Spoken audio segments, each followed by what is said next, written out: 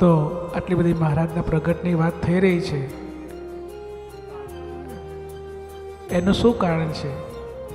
મુક્તો પરમ પૂજ્ય સ્વામીશ્રીનો પણ 1980 સાલનો પ્રસંગ છે કે પરમ પૂજ્ય સ્વામીશ્રીને દીક્ષા વિધિનો પ્રસંગ હતો. પરમ પૂજ્ય બાપજી દીક્ષા આપી રહ્યા હતા અને એ વખતે પણ ઠાકોરજી પધરાવેલા હતા અને એ જ મૂર્તિમાંથી મહારાજ પ્રગટ થયા, સાક્ષાત દર્શન આપ્યા અને સ્વામીશ્રીને ભગવું વસ્ત્ર ઓઢાડીને કીધું કે તને દીક્ષા અમે આપીએ છીએ. મુક્તો એટલું જ નહીં, મહારાજના ખોળામાં બેસવાનું મળ્યું છે ભાઈઓ. સ્વામિનારાયણ ભગવાને સેવકને ઉપાડીને ખોળામાં બેસાડ્યો. મુક્તો પરમ ખોળામાં બેસાડીને મહારાજે આમ આમ પોતાના ભાલમાંથી ચાંદલો કરી અને આમ ચાંદલો કર્યો છે.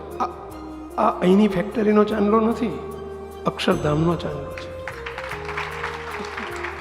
પોતાના કંઠમાં ગુલાબનો હાર હતો એ મહારાજે સેવકને પહેરાવી દીધો. મુક્તો મહારાજે એટલું પણ કીધું આગળ કે આ દીક્ષા અમે આપીએ છીએ અને અખંડ અમે તારી ભેળા છીએ. બીજું એ પણ કીધું કે આજથી જ્યારે જ્યારે પણ ગમે તેવો અધમ, પાપી, નીચ ગમે તેવો જીવ હશે પણ એના મોક્ષ કરવાનો, એના કલ્યાણ કરવાનો તું સંકલ્પ કરીશ ને તે સંપૂર્ણ સંકલ્પ એ સત્ય થશે. માટે તારું નામ સત્ય સંકલ્પ સ્વામી છે. કહેવા નામ આપનાર પણ સ્વયં મહારાજ પોતે છે. મુક્તો આ મુખે એટલે આપણને કહીએ છીએ કે આપણને એવા દિવ્ય સત્પુરુષની જોડ મળી છે. ભલા પરમ પૂજ્ય બાપજી પણ જીવન પણ અબજી બાપાશ્રીના આશીર્વાદથી એ પધાર્યા અને સદગુરુ મુનિ સ્વામીના આશીર્વાદથી જ આ પરમ પૂજ્ય સ્વામીશ્રીનું પ્રાગટ્ય થયું અને દીક્ષા આપનાર પણ સ્વયં મહારાજ પોતે છે.